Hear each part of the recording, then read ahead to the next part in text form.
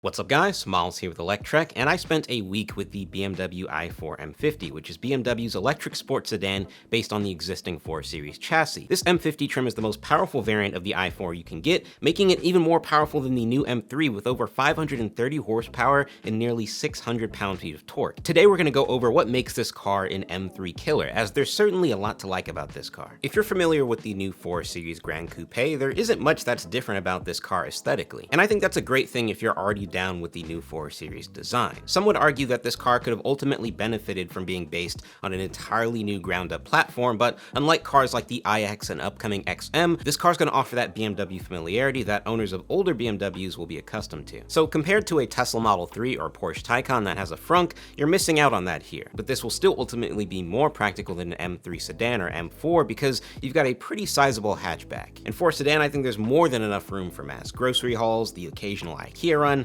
all that fun stuff. As far as the key differences that separate this and an ICE-powered M car, you're missing the quad exhaust tips in the back. Instead, you've got this rather aggressive rear diffuser with these fins that I'd assume has a benefit in the aerodynamics department. And compared to the new M3 and M4, which utilizes this massive front grille for airflow, this grille is mostly all vanity, but you can see within the front fascia all these sensors and cameras that the car is using for parking assistance and driving assistance, which we'll get into later. This i4 is equipped with 20-inch M Sport wheels that I definitely prefer from a design standpoint. I think it's the perfect amount of aggressiveness for this car, and although the larger wheels will affect the overall range, I'd still take these over 19s. The interior is a really nice place to be and one of my favorite aspects of this car in general. You've got comfortable leather seats with plenty of bolstering to hold you in place when getting into some spirited driving, and a very familiar infotainment setup if you're coming from older M cars or older BMWs in general. The centerpiece of this interior is this curved glass panel featuring a 14.9-inch display alongside a 12.3-inch digital gauge cluster that runs the new iDrive 8 system.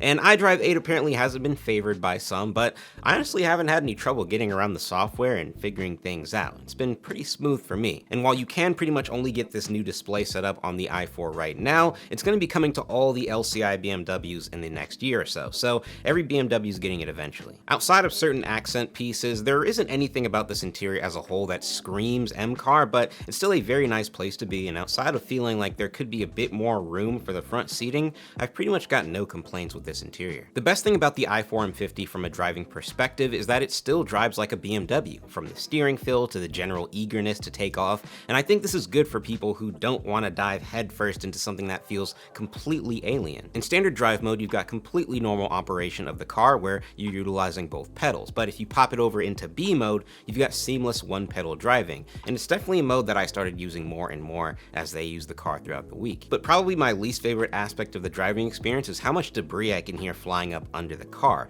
If you're playing music, you usually won't hear it, but if not, you're definitely going to hear stuff flying up under the car, even if you're driving on normal street roads. And for how much this car costs, it's definitely disappointing. But everything else about the way this car drives is pretty dang good. I drove this car a lot on Chicago City Road, and the suspension handled all the potholes and uneven pavement pretty beautifully. And overall, I think that's what most people getting into this car will appreciate. You've got truly explosive performance, which I'll get into in a bit, but all of that performance doesn't come at the cost of ride comfort for a daily commute or something like that. One of my favorite driving features is the new assisted driving feature, which we've gone into on our 40i trim review.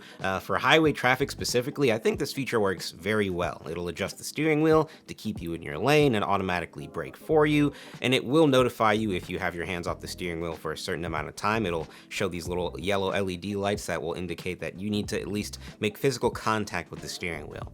And we did get a comment about this car being able to change lanes automatically, but in my testing that literally never happened, and that's because I didn't realize that you have to push and hold on the stalk until the steering wheel starts to initiate a turn. So it can indeed change lanes for you as well, but I didn't get to test that for myself, unfortunately. I did try using assisted driving on normal streets and found that it wasn't very effective in that kind of scenario. There were a few times where the car almost drove me into some cars that were street parked on the side, and it seemingly doesn't recognize stop signs or stoplights, so there's definitely room for this feature to grow, but I think they're off to a pretty good start. Now, on the performance end of driving, that's where you'll be drawing the most comparisons between this and an actual or traditional M car, and it's definitely a different experience. Firstly, this car accelerates better than pretty much any M car that's come before it. BMW claims a 3.7 0 to 60, but it's been tested doing 0 to 60 in 3.3 seconds, and technically the BMW M5 CS, which is a V8 powered car, should spank this car on paper with a tested 2.6 seconds 0 to 60, but the difference here is the powertrain. The electric performance is just so consistent and is usually always going to give you the same result on the same roads. Cars like the M5 have been known to be very reliable in terms of the launch system, and there's obviously the slight unpredictability in power delivery due to the turbo setup, but this car just goes every time. The only downside to this is that the car is so fast and has a pretty low speed limit that the fun ends like really quickly. It takes less than 15 seconds to hit the 130 mph top speed in this car, and then that's it. A car like the M5 is gonna go way past 130, and not that anyone needs to go those speeds on the street or on the freeway, but hey, BMW has set a precedent of letting you do that, so it is something that I'm kind of missing here. And with over 530 horsepower, you'd expect this car to at least be able to do 150, but I'm aware that 70% of the potential buyers of this car might not even launch it ever. So these are all definitely nitpicks, but there is going to be a small but, pretty dedicated group of people who want to know about the extreme ends of the performance. So I figured it was worth a mention. In terms of the handling for spirited driving, that's where I've been pretty surprised with this car overall. This is practically a 5,000-pound sedan, but the car can move like it weighs 1,500 pounds less than that. The car still feels big, but it also feels incredibly light on its feet when making sharp turns and maneuvering the car in general. It's got a decently wide tire profile in all-wheel drive, of course, so you can make a lot of power moves with confidence. It has the weight of a boat, but it certainly doesn't feel like it. Now, the total range of the i4 M50, according to BMW, ranges from 227 to 272 miles, and I definitely experienced the lower end of that estimate. With these 20-inch M Sport wheels, I would have about 200 miles of range after a full charge. And sure, the ICE-powered M cars aren't exactly efficient on fuel either, but 200 miles is pretty bad, and if for whatever reason you don't have a home charging solution, this would be pretty rough having to rely on finding charging stations to charge this car up pretty much every other day.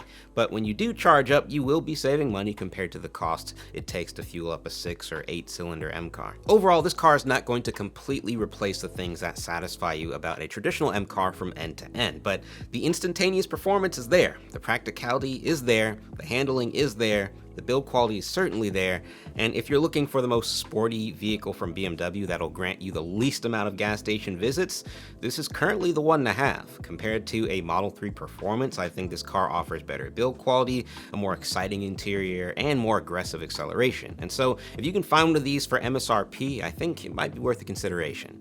That's about it for this one though. If you enjoyed this video, be sure to give this video a thumbs up and subscribe for future content like this. Thank you all for watching, and I'll talk to you guys in the next one.